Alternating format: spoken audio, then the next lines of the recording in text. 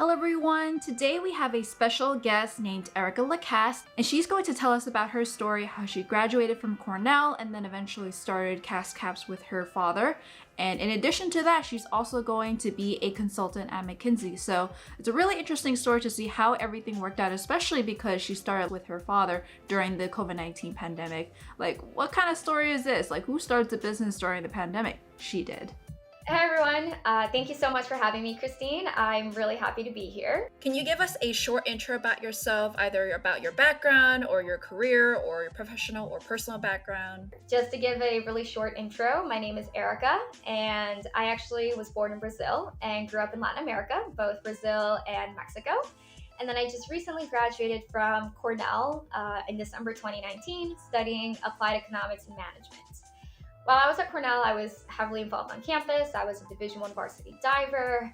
I was also the VP of Phi Chi Theta, which is actually how I met Christine, and was also in Cornell Finance Club. Professional-wise, I actually had a very interesting, zigzagging professional experience throughout college. I started off as a biological sciences major my freshman year, and then pivoted towards the business school my sophomore year.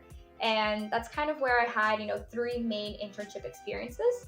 The first was at a talent development consulting firm in Spain. The second was at JP Morgan in wealth management. And the third was at McKinsey and Company in New York City. I'm actually going to be returning full-time to McKinsey in a couple of weeks, so very excited. But in the meantime, between graduating in December 2019 and now, I actually launched a company with my dad called CassCaps. And we just launched it over the summer. So it's been a very exciting year.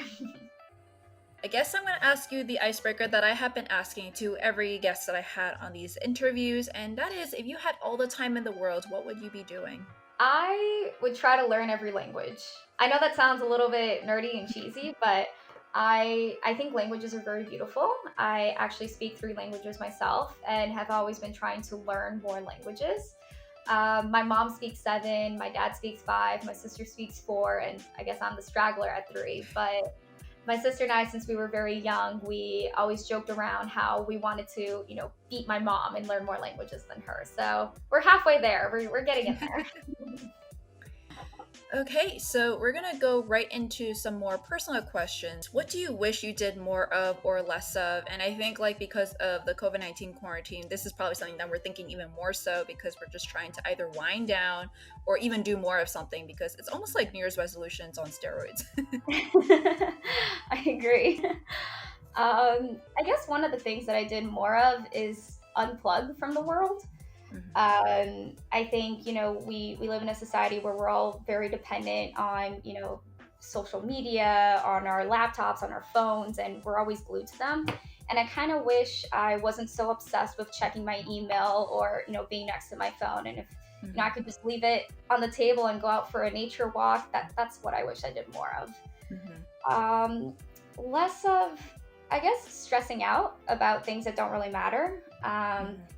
I pay attention to the smallest of details of every little thing that I do. And, it's a blessing and a curse because that drives me crazy sometimes. And sometimes it's for nothing because I stress out about things that don't really matter. So I really wish I maybe focused less on that. And during the quarantine, has that helped you a little bit more to do some of this or do more of something like that? I actually feel like it's been harder to unplug during the quarantine just because people haven't been going out as much. You don't do a lot of the things that you used to. Like, I don't go on brunch, go out for brunch or for dinner with all of my friends as I used to. I'm not hanging out with a lot of people as I used to. So I feel like we're actually trapped indoors watching more Netflix, watching more TV. So in a sense, I actually feel like it has worsened my connection to technology, but yeah. Okay, so what is something that most people don't know about you? I'm a pretty open book, but I guess if you don't know me, you might not know that I'm really accident prone for some reason. I've broken around 16 bones throughout my life. Oh my God. Yeah. There's a story behind each one of them, but I've broken a lot of bones. we already talked about languages, so I guess that's not really anything new. But I really love chocolate too. So if you want to weigh into my heart, it's through chocolate. What's your favorite type of chocolate? Literally any type of chocolate. I have hot chocolate every night. I eat bars of chocolate all the time. Wow. Chocolate cookies, chocolate everything. Okay, so now we're going to go right into the career section of this interview. It's not going to be just on your career, it's also going to be on your involvement with CassCaps. So just kind of basically anything work related, but who knows, maybe CassCaps is not even work related, it's just a passion project for you too. So the first thing is, why did you get into consulting field and why McKinsey? Good question. This is a long one. This is a big one. I really took my time in college to explore different potential career paths, and I think that's the beauty of college, is that you get to adventure off into exploring what would be a good fit for you. As I briefly mentioned earlier, I actually started off in biology, and then I pivoted to HR, and then to finance and consulting and entrepreneurship. So I've dabbled in a lot of different areas, but I ultimately landed in this path to consulting through mostly trial and error.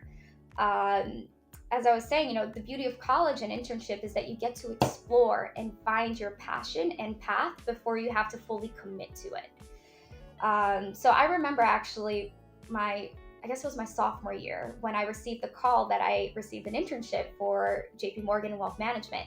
And I was ecstatic. I was like, I never have to recruit again. I never have to, apply to any job. I'm just going to do great in this internship, come back my junior year, go back full time, and I'm all set for life. And, that would have been a great story, but I ended up not liking the job. It's nothing against JP Morgan. It's nothing against wealth management or finance. It's, quite the opposite. I had a fantastic experience. The firm was wonderful. I learned so much about wealth management, about finance, about the markets, and I'm incredibly grateful for that experience. But it just wasn't the right fit for me. It's the right fit for a lot of people, but it wasn't for me. So I basically took the aspects that I liked about my internship, the client focus, the thorough analysis, the thinking outside the box, and then I pivoted towards finding something that fit the things that I really liked and that kind of took away from the aspects that I did not like. And some of those aspects that I didn't like was, falling into the same routine. So I kind of felt like what I was doing was the same every day, or I felt like I wasn't being challenged at times. And I wanted to be in a job where I was working in a dynamic environment where, after 2 months of working on the job, you still didn't really know how to do it that well because you were still learning. And that's where I want to be. So it was actually my boyfriend, who at the time was working at EY as a consultant, who initially planted that consulting seed into my head. He literally watched me grow over the summer, and I guess throughout college too. And after my reflection and realizations for my internship, and him watching me through that development process, he's the one who approached me with this unique perspective and said, consulting might be a good fit for you. And sometimes it's the people that know you the best that can actually give you a nudge when you feel stuck, because they have a very unbiased perspective. They have an unbiased view of your skills and of, your personality, your ambition, and what you might be good at, and they can have an objective take. So when my boyfriend, pushed me towards, planted that seed in consulting, I explored it more, and I ended up, applying to consulting, ended up working at McKinsey, and I absolutely loved my internship there. But I think what's most important for when you're navigating and exploring different career paths is to understand that you'll never love it 100% of the time. You're not going to love 100% of your job 100% of your time. But what my dad has always told me is that if you love your 80% of your job 80% of the time, then you're in a really good spot. And that was me for consulting. There are definitely aspects of consulting that I don't like, but I loved 80% of it 80% of the time. So that's how, I think that this is the good path for me. That's an amazing quote, honestly. I didn't think about that. I just thought you have to love your job or you have to hate your job, nothing really in between.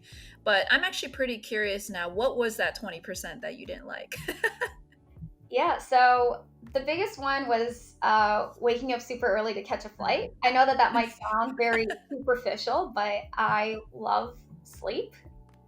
Love sleep. I'm a true believer in 8 hours of sleep. And it was very hard for me to wake up at 4 a.m. on Mondays to go to the airport and catch a 6 a.m. flight for 3 hours in an uncomfortable seat. The other thing that I don't like about it is that sometimes it's also very unpredictable. So you're very dependent on what, the client needs and when, and sometimes things arise out of the blue and you just have to deal with it. And I guess that's with life, it's not always predictable and you're going to have to handle things as they come. But my boyfriend's also a consultant. So it was just interesting because during my summer internship experience, we were both traveling during the week, and it was like the weekend was our time to be together. And then, sometimes things would pop up either on his end or my end. And then that would kind of have a dent on our weekend. But, the negative aspects of it are definitely small. There's a lot more benefits that were great. All right. So what is some advice for someone interested in consulting or McKinsey? Ooh, good one. I think that there's two ways of knowing whether or not consulting would be a good fit for you. The first is doing it, obviously. And the second one is talking to as many people as possible who have done it. So if you think that you're interested in consulting, I can't stress enough how important it is to reach out to as many people as possible, alumni, peers, anyone that you know that is in consulting, to learn about their experiences. Because as you learn about their experiences and their day-to-day, and you have those different perspectives from different people, that's when you can kind of get put the puzzle pieces together and see if that would be a good fit for you or not. And then if you think that consulting would be a good fit for you, and you can work in ambiguity, you can work with waking up at 4 a.m. to catch those flights, and work with the fact that every couple of months or so you're going to have to switch your projects and learn about a new industry and learn about a new function and be able to do that pivot every time. So if you think that those things sound like something that you'd be up for, then I would recommend exploring some consulting resources and starting the prep work for it. Because I'm not going to lie, consulting prep is pretty intense. If you've been through it, I know Christine, you can probably attest to this too. It's tough, but with the right motivation and preparation, you can definitely walk into an interview very confident. So I would recommend checking out. There's one resource I really like. It's Victor Chang's book called Case Interview Secrets. Victor Chang was actually an ex-McKinsey guy who now writes blogs and helps out students looking into going into the consulting world. And I love this book. I should honestly get a royalty for the amount of times that I've recommended this book, because I literally recommend this to everyone who tells me that they think they're interested in consulting. So Victor Chang, if you're listening to this, but it's a really good book. It teaches you, kind of the basics of consulting. It teaches you the basics of how to approach a case study. So I think it's a really great way to dip your toes. And if you enjoy the process of going through these case prep, case studies and practicing, and you enjoy that process, then that's actually a really good indication that you're probably going to enjoy the job. Because that's essentially what the job is. Case studies are like mini engagements that are hyper-focused for just your 1 hour interview, but that's literally what the job entails. So if you like that process, it's a good indication. And, on the other end, if you hate case prepping and you hate doing, case studies, then that's also probably an indication that you might not actually like the job. So I personally have not actually heard of someone say, try the cases first, try case prepping, and then see if that's something that you like. I've always just heard, do your networking, have an internship, but something as concrete as actually doing a case, which, I mean, in hindsight, it makes a lot of sense because each client, each project is essentially a case that you're trying to crack a problem and try to solve it. Right. Yeah, I mean, I still think it's important to network and to talk to people. Again, talking to as many people as possible in the field that you're interested in is a good way to learn about what the job really entails. But doing case prepping is also a good way to kind of see, what it would be like. Yeah, something I've actually also been recommending to people is that Victor Chang also has a YouTube channel. That's actually how I did a lot of case prep too, is that he did basically recorded all his lectures talking about how to do your case interviews and how to prep and everything like that. That's mostly was my resource when I did it. I didn't even know about the book at the time, but I mean, his YouTube channel was completely free. So if you don't want to pay money and you should still buy the book though. But if you don't want to pay the money and you want to find free resources, the YouTube channel is also good too. I actually didn't even know about the YouTube channel, so this thing is everywhere, I guess. I know that he does have a website too, and his website was also very helpful. He has some math drills in there. He has some, I think you can also purchase the look over my shoulder cases where he basically records him giving case studies to different students. and he has like Wow. what a case study should be like, and then what a case study should not be like, so that you can kind of see both sides of the spectrum. So he definitely has a lot of resources out there. Didn't tap into all of them, obviously, because I didn't even know about the YouTube channel, but seems like you agree with me then that he would be a really great person to start with. Definitely.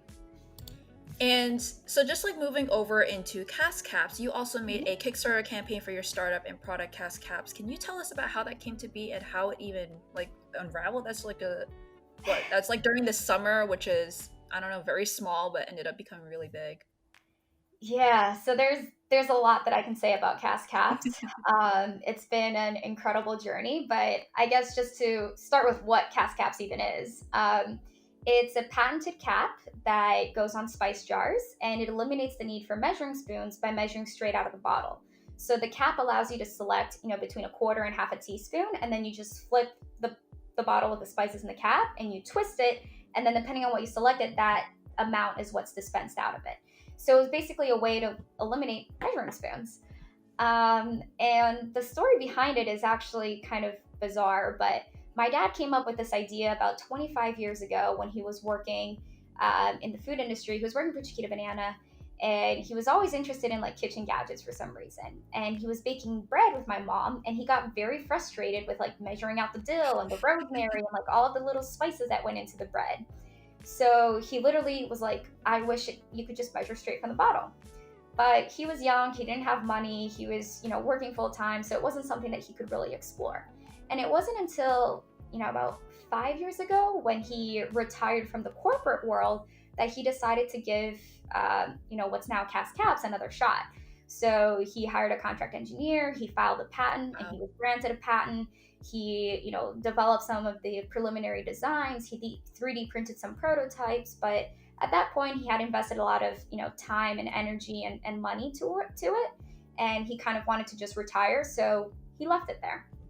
And then me, energetic Erika, about to graduate from college about a year ago, knowing that I already had a job secured with McKinsey in fall 2020, and knowing that I was pretty far ahead in my coursework where I would be able to graduate early, I thought, why not graduate early and try to do something entrepreneurial? I've always been like my dad, pretty, innovative, always thinking about new ideas, and I really wanted to start something.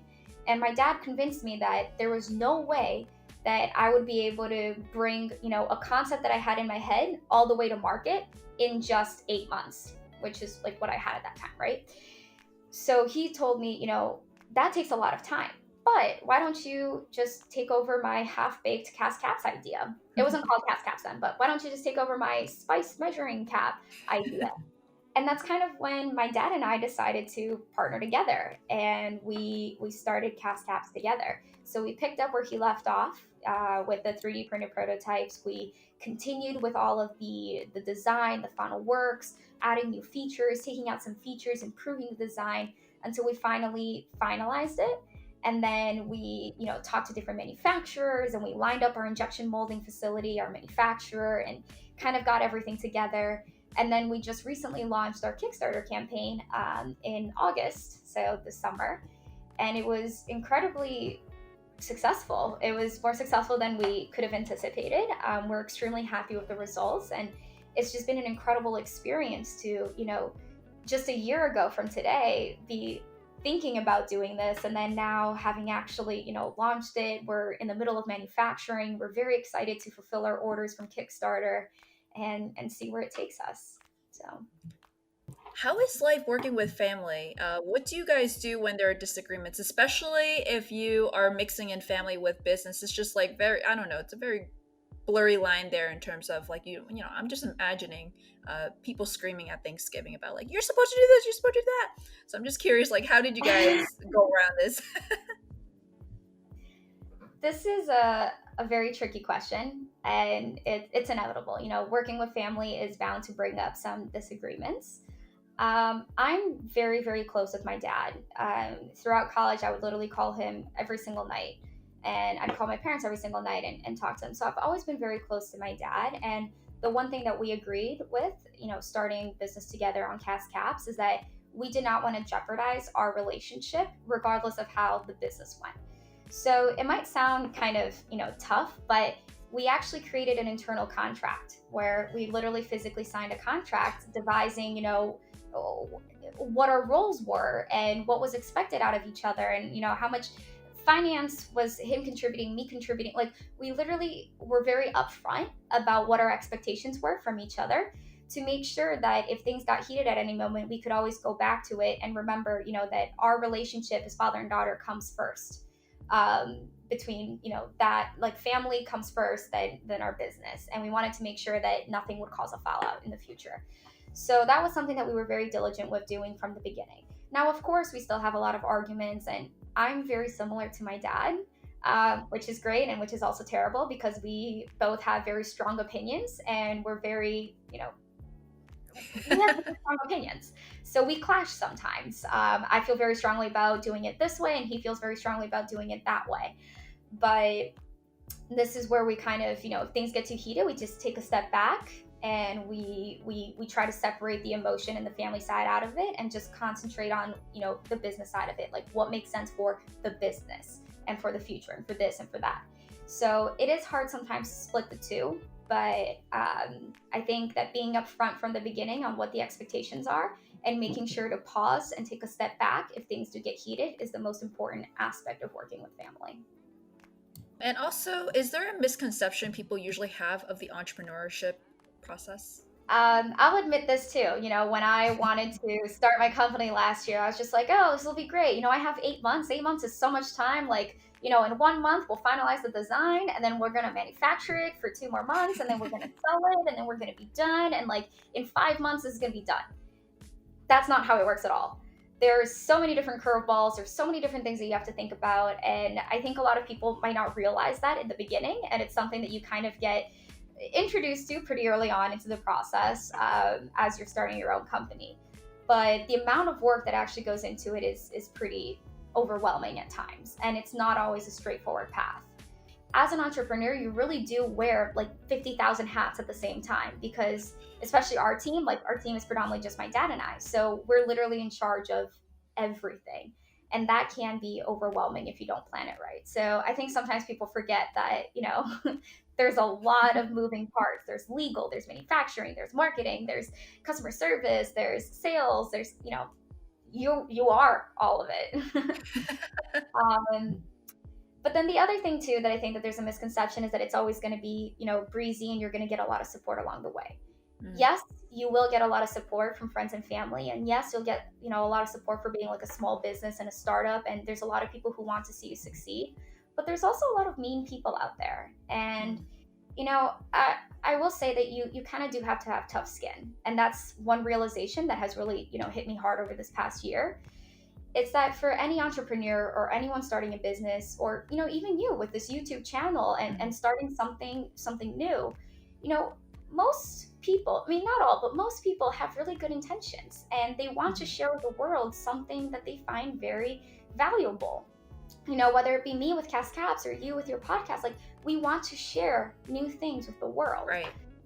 But it doesn't fit everyone's needs. And, that's why there's markets, because, the market for, XYZ product is different than the market for that product, because some people will be attracted to some things and some people will be attracted to others. But there's a lot of hate in the world. And I think that that's one thing that, it was a big wake up call, I guess, over the past year, was that, especially with the anonymity of like online commenting and advertising and stuff, that it's a very powerful tool for people to do a lot of damage to you personally, and they might not even realize it.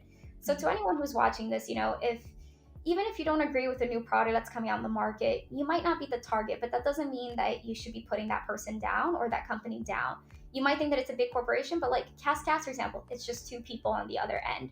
And when people are very mean and criticizing a video that I spent, hours in my basement filming and perfecting and editing and doing all sorts of things, and then when people bring it down, it brings me down personally. So I think that the other misconception with just startups is that it's all going to be, a lot of support and all like rainbows and roses. It can get tough, especially when people try to bring you down. But the important thing to remember is that, you can't look at those negative comments as your driver. You should just really look at your supporters and your believers for that motivation, and let them fuel your drive, not the haters, to cut it short. That's a great point. And speaking of hardships, I'm actually pretty curious because you kept on talking about manufacturers and also like especially a tight timeline that you have.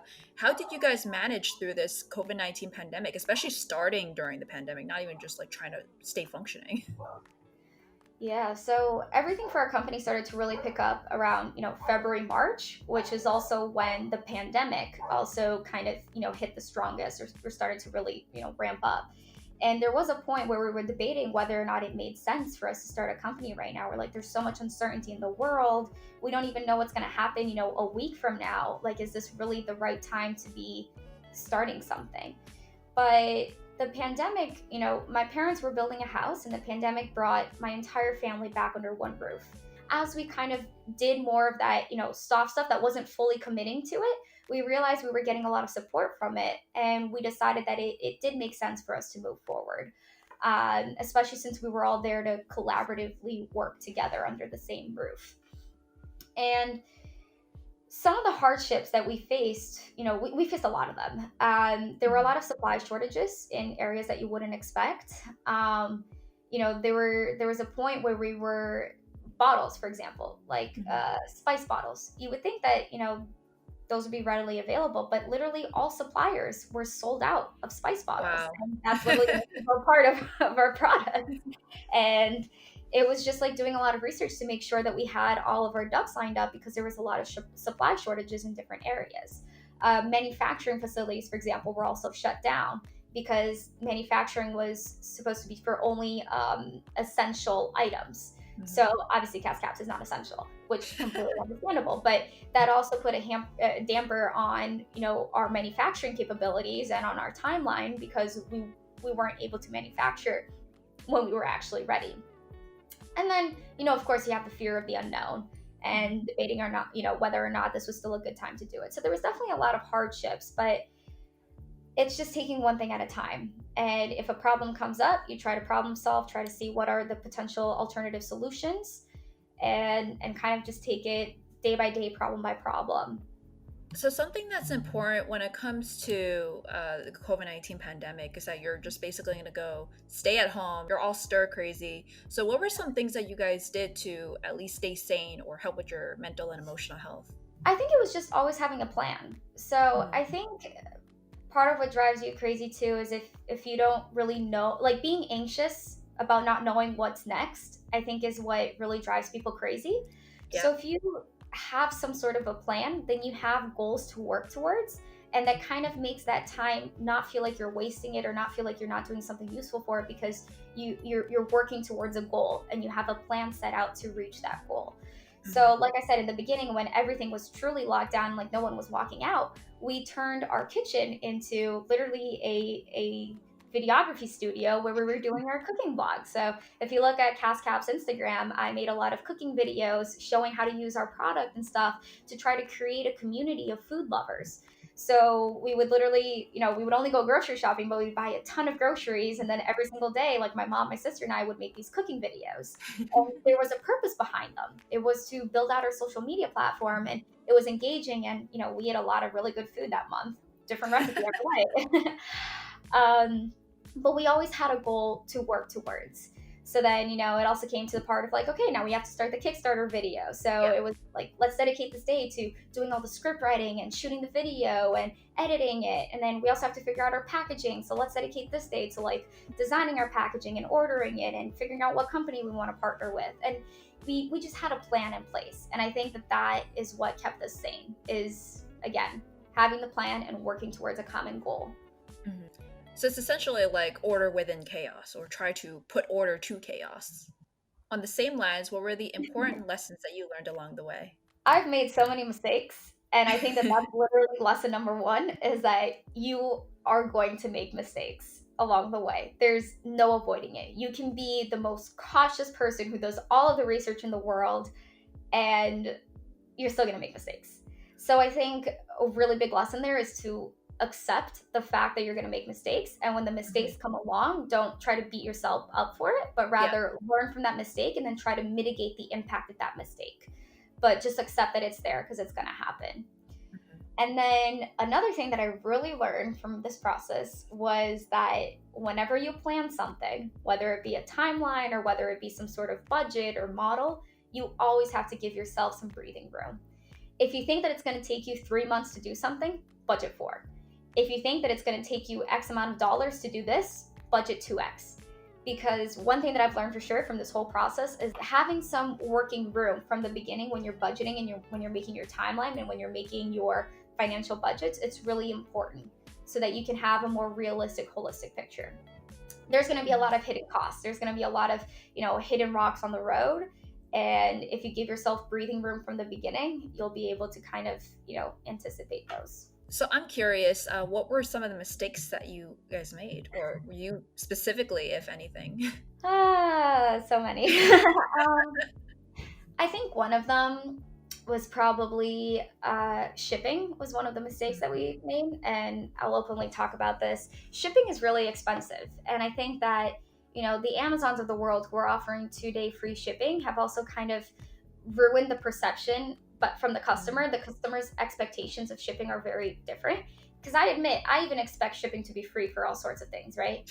Because Amazon has ruined me forever. But the truth is that shipping is not free, and shipping is actually very expensive. And when we realized how expensive it would be to ship our bottles and caps because of the weight and the dimensions, we wanted to subsidize a lot of it because we didn't want our customers to have to, have all of those, have the burden of all of those costs. So we did subsidize a lot of it. But we also didn't take into account, the handling fees, which is actually something that adds a pretty significant amount to those shipping costs.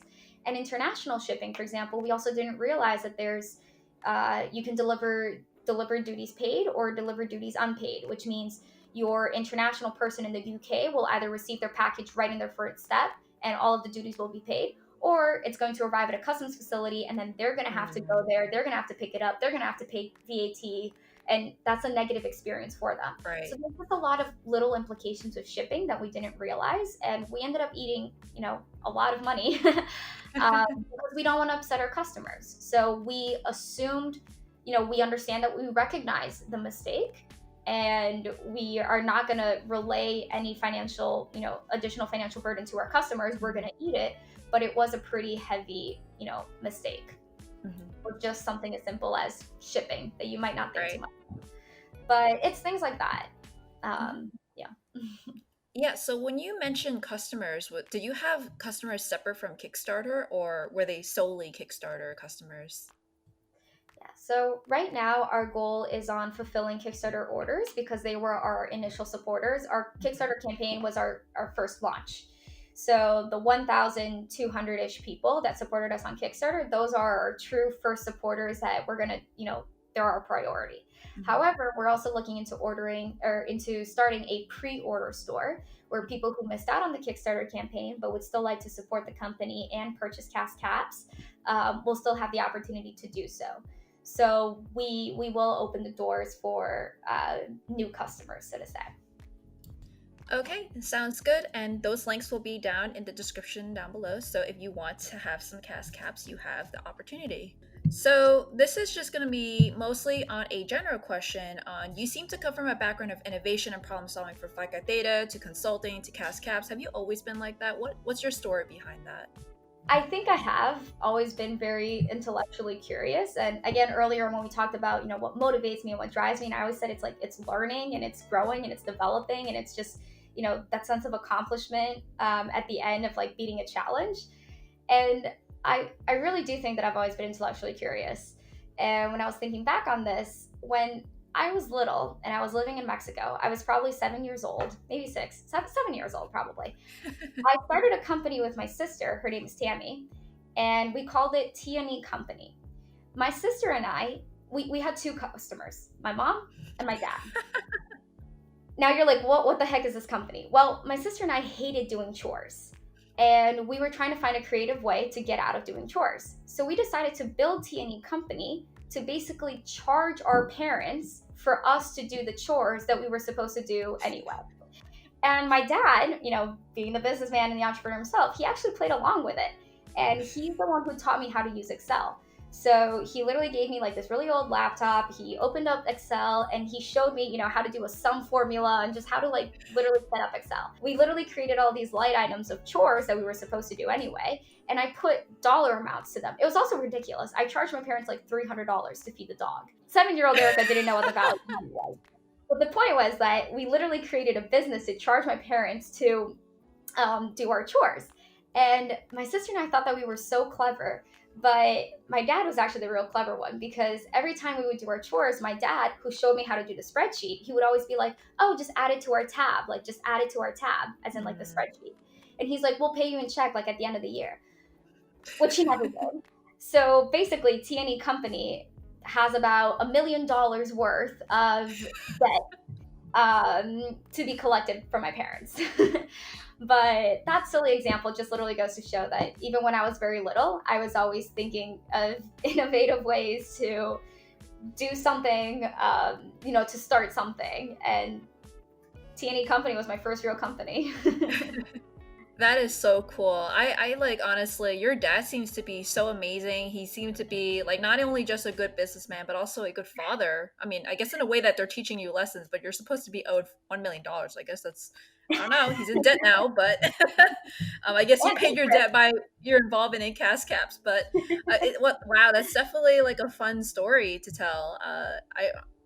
Honestly, I wish I had something like that. I didn't even get quarters for washing the dishes. Yeah, my dad has been a really great role model to me my entire life. I've really looked over to him, and I mean, I guess it kind of shows through this interview too, just how close my dad and I have always been. Which is why I said again how it's important to separate your family relationship from your business relationship if you do go into business with your family. But yeah, they, both my parents and my sister, we've always been close, and they've all been really great role models to me. So. Okay, so if you had one piece of advice for someone that wants to start their own startup, what would it be? Love it. Well, the key to start a startup is to start. I know that it sounds kind of daunting, but if you have great ideas in your head, you should start acting on them to make it into a reality, or else they're just going to be that ideas in your head that never, have anything happen to them. And it can be like my dad, who had this idea 25 years ago and it doesn't come into fruition until, 25 years later. But if you have an idea that you think is worth pursuing, start acting on it as soon as possible. If you're a student, you should definitely leverage all of your university resources. I dipped my toes into entrepreneurship my last year at Cornell, and I was just amazed by the amount of resources that they had dedicated to entrepreneurs and student entrepreneurs. There's so many opportunities out there for funding, for mentorship, for advice, for all sorts of things. So definitely try to leverage all of those resources if you can. If you're not a student, you can still leverage, the internet. You can still leverage books. You can still leverage podcasts. You can still leverage networks. So reach out to alumni, peers, and people who have started companies. And again, hear about their stories and see about how they did this and how they did that. So before my Kickstarter, for example, I reached out to some other successful Kickstarter campaigns. I reached out to maybe like 100 of them on LinkedIn, and one responded. But that one person was all that I needed. Matt from Tidyboard, he was a great mentor to me. He literally sat down with me for like an hour and just told me all sorts of things that were really helpful before I launched my Kickstarter. So there's definitely a lot of things that you can be doing to kind of learn whether or not you have a valuable idea, like a good idea that is worth pursuing. So apart from doing all of that research and leveraging all the resources out there, I would also, if it's just you, I would try to find a potential co-founder that has complementary skills. So if you're a business person and you have like a specific product, then maybe hire an engineer to be your co-founder. Because if you guys are co-founders and partners, you'll be, more incentivized to work together, and you'll be motivated and inspired to work together. So create a plan, find a partner, try to create a prototype if it's, a physical product, or even if it's an app, create a prototype, even if it's very crude, just to kind of see, if it works or if there's viability to it. And interview potential customers, and see if you're really fitting, a problem that's out there. But again, everything's an idea up until you start acting on it. So This is the last question I have on this section. And with all of this, what are your tips for time management and work-life balance? And I think we've kind of briefly touched this a little bit more about like your mental and emotional health, but on the outside of your career, outside of CassCaps, like what would you be doing to kind of mitigate time management and work-life balance issues? So, another great quote from the wise man, my dad. He always tells me, don't forget to smell the roses. I'm pretty sure he didn't make up that quote. He got it from somewhere, but he always tells me, don't forget to smell the roses. And I think that that's, really important because sometimes we are, we're so motivated to work and we work really hard, but it's important to take a step back and enjoy the simple pleasures of life because or else, what are you working so hard for if you're not going to take the time to actually Right. enjoy life? So whether that means taking a 15-minute walk around the block to just ease your mind, or whether that means, sitting down for dinner with your boyfriend or your loved ones, or just talking on the phone with your parents, find time for the things that are really important. And, because that's the only way to live, in my opinion. I don't think you should Right. be so focused on working that you neglect all of the other things that are important in life. Mm-hmm. And then one of the other big points of advice, I don't know if it's come through yet through this interview, but I'm a really big planner. I like having things planned out, even though I know that, most of the times it's not going to go exactly as planned, but I like having a rough idea, a rough trajectory of where I'm headed and what's going on. So one of my biggest advice is to plan. If you can anticipate when you're going to be really busy or when you're going to have a heavier workload or when you're going to have a lighter workload, then you can better balance out your time so that you can have a more balanced life. So planning is important. Another point of advice is to make a habit of engaging on a healthy hobby so that you have a go-to strategy to deal with your stress. So for me, I kind of mentioned this earlier, it's drawing. It's pencil drawing with a Warwick candle, and just letting my mind go, be creative for the night. So I think having hobbies is also important, and a good way to, balance out the stress in your life. Mm-hmm.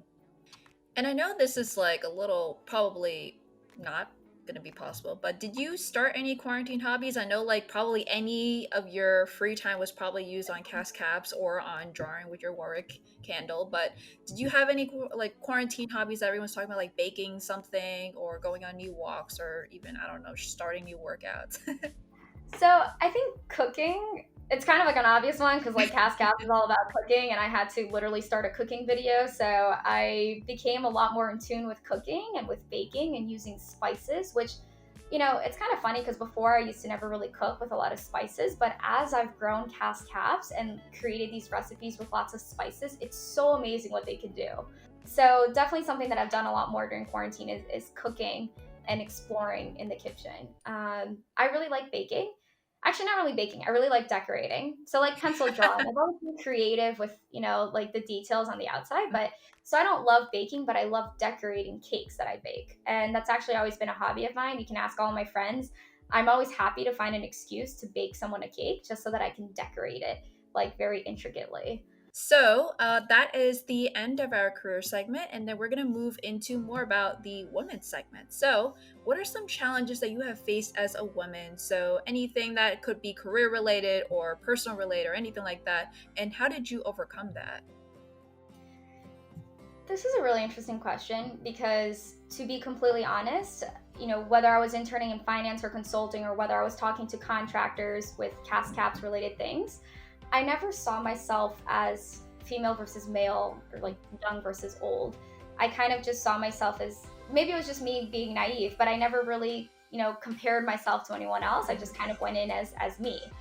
And I've actually experienced something pretty interesting with CassCaps in the sense that my dad is my partner and he's a lot older and I'm young, and he's male and I'm female. And we actually had this experience with one specific contractor that I'm the person who reached out to them. I was the point of contact. I built the relationship. I started everything. Like I was literally the lead on this one specific, work stream, I guess you're gonna say, like workflow. And every time we had like a phone conference, I was always disregarded. I'm literally the one who built that relationship and did everything for it. And yet every time I would say something, the other person would just be like, and Mark, like, what are your thoughts? And then my dad would say exactly the same as me. And they're like, okay, Wow. point. And I'm like, I just said that. Like, but I think that, I don't really know whether that was an age thing or a, female versus male thing. But a realization that I guess I've had is that regardless of whether it's through CassCaps or if it's me through consulting or being in finance, which have been predominantly male dominated for so many years, you're gonna experience some of this, and I've just come to accept it, that there's gonna be times where perhaps I won't be taken as seriously or that I will be disregarded, but I never really go in with the mindset of that. I always go in with the mindset Right. that I am equal to everyone around me. And I think sometimes that naiveness, in a sense, is kind of a blessing, because I don't see it that way. Definitely, like now that I'm actually in the workplace, especially with consulting, I've actually definitely seen not necessarily male versus female, but the age thing, because especially a lot of our clients are going to be like, you just graduated from college. Like, why do we need to listen to you? Like, what experience do you have? And then they always look at the managing director or the managers, but then they kind of like overlook all of the analysts and whatnot. But I think at the end of the day, it's really just building a rapport and then actually trying to show people that like I actually know my stuff. And at the end of the day, they start to put us on equal standing. Yeah. And kind of what you just said, it's exactly that with consulting, because I mean, I get it, in the Yeah. perspective of like someone who just hired a consultant to have, a 22-year-old fresh out of college to be telling you how to run the business that you've been running for 20 years. Like, I can see their point of view. But, it's just, like you said, you just have to build your credibility, just do your work to the best of your ability and to present it. And then hopefully, that kind of perception will dismantle and your true worth will shine through. Definitely. And what are some pitfalls you notice women do, and what have you done to get out of it? I think some of the pitfalls that women fall under is making themselves small. They kind of allow themselves to cave in and they lose confidence when they really need it the most, especially if they're surrounded by people who they're intimidated by. Whether that be older people, more senior people, or males, or whoever it is. I think women tend to cave in and kind of lose their confidence quickly. So what I kind of do to mitigate this is surround myself with very empowering women, especially entrepreneurial women, who can kind of rub off on me that great, confident, powerful leader spirit. While I was at Cornell, I was a part of the We Cornell program, which is actually called the Women Entrepreneurs, Cornell program. And I was very lucky to have an amazing female mentor who was an incredible angel throughout my whole entrepreneurial journey thus far. And I truly believe that when you surround yourself with people that you admire, with people that, inspire you and motivate you, they rub off on you and you become like them. So I recommend, surrounding yourself as much as possible with these types of people, with who you want to be, because that's, they're going to rub off on you, and that's what you'll ultimately get to. Yeah, I'm actually a very strong believer of like you are the people that are like the 5 closest people around you. That's like something that I like to surround myself by strong, independent, and ambitious women too, because that's actually something that I completely believe in. If I have one person that's maybe a weak link that is negative, I just cut them out. You're not needed here. You're just going to tell me things that I'm going to start to doubt myself. And it's a lot of like human nature here where whoever is around you, you're going to start to believe that's what you are, that's what you are meant to do. But if you surround yourself with very strong people that know that there's better to life than just these small little hardships, but to keep going forward, that's exactly what we need to be doing. And I'm really happy that also worked out for you too. Yeah, I think it's actually like a proven theory. Maybe not proven, but I've definitely heard of it, that it's like you're the average of the 5 or 7, something like that, people closest to you.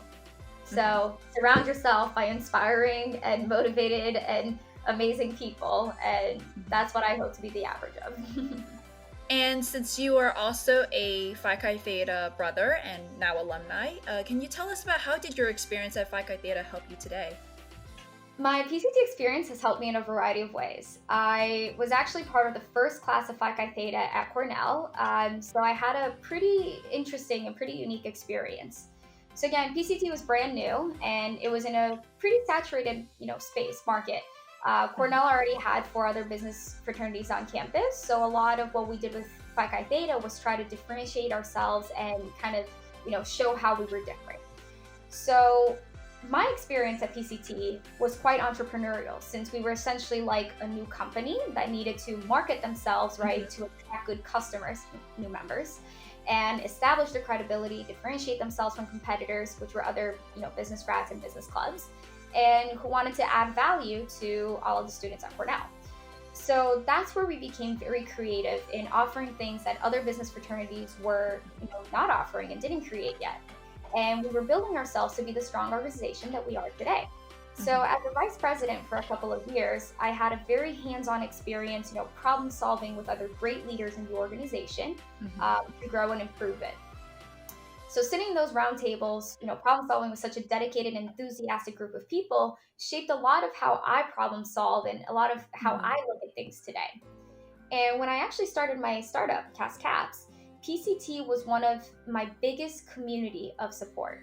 And it was incredible to see how on day one, as soon as I hit that launch button on Kickstarter, I had so many PCT like alumni, current students supporting the campaign, and it was a very warm feeling. It was really great to see that.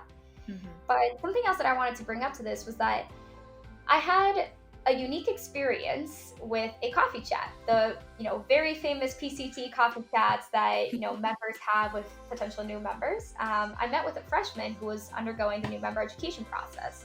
His name's Ben.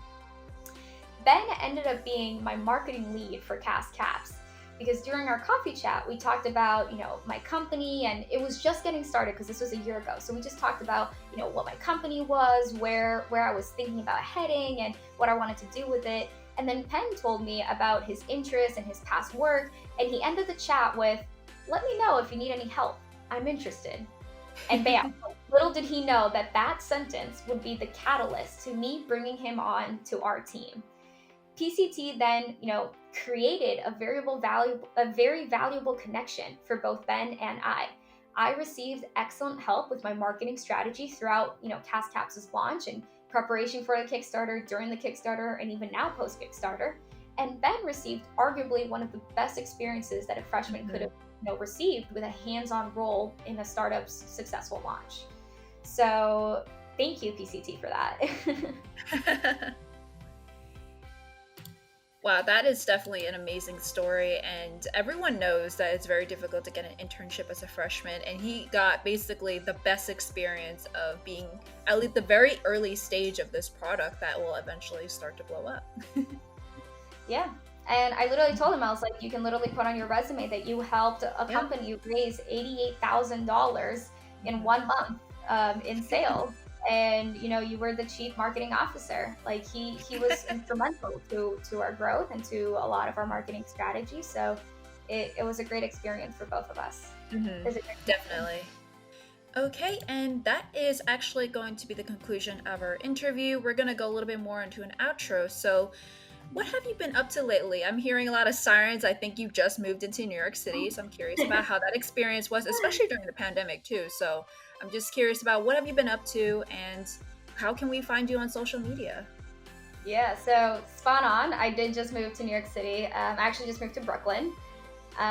So still, getting everything sorted out here, but this is my little room. But it's been very cozy moving into New York City. I've been working a lot on CassCaps, obviously. Been writing personal thank you letters, thank you cards to each person that backed our Kickstarter campaign, because I want to show my appreciation. I'm also doing some more videos right now for our Instagram content and our blog and all of that.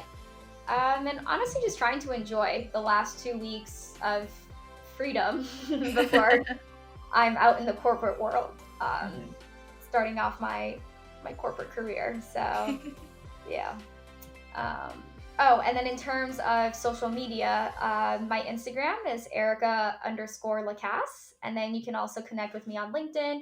And if you want to, talk to me more about consulting or about entrepreneurship, I'm always, happy to connect with people. So feel free. All right. And then one last thing is, what can we do to support you or CassCaps? So, as I mentioned earlier, right now we're really focused on fulfilling the Kickstarter orders because they were our first supporters and our first customers, and we made a promise to them. So, they're our priority. But, like I said, we're also starting a pre order store that's going to be live shortly. So, if you would like to purchase some CassCaps or just support the company, you're more than welcome to pre order and kind of be part of the fun that way. You can also support us by liking us on Facebook at CassCaps Kitchen or by following our Instagram, which is CassCaps. I try to post a lot of great recipes and recipe videos and pictures. So if you're a big foodie, definitely follow the account. Sounds great. And thank you so much. I definitely learned a lot, and it's a lot of amazing stories that even if I wasn't interested, it was just very entertaining to listen to. But I'm definitely going to be pre ordering CassCaps. Actually, when you mentioned about this, I was just, I need this in my life. I just keep on having all these measuring spoons just out here and about, and then I'm just like, oh, and then it don't, oh, I don't know, it's just a mess. Like every time I just do it and it's just not coming out or it's just not giving me the right measurements. I needed this, especially since I actually don't really cook that much, but I have been going into more cooking because of the quarantine, and now I'm realizing I need it more than ever. That is a trend we've been seeing. A lot of more Yep. people are cooking, and Mm-hmm. actually, the Google searches for bread has been Mm. on the rise, which is also ironic because CassCaps it all started with homemade bread. My Mm-hmm. dad trying to impress my mom making bread, so comes back full circle. All right, so thank you so much. And that actually concludes our interview. And all of the links down below will be bringing you into Erica's social media accounts or CassCaps. Very excited to order some CassCaps, and then maybe I'll be using it in a video here and there. And also, since you have now moved into New York, we can finally probably go grab some coffee. Yes, I would love to. Thank you so much for having me. It was really great to be able to share my story and hopefully inspire some people and motivate some people. So Definitely. Thank you so much.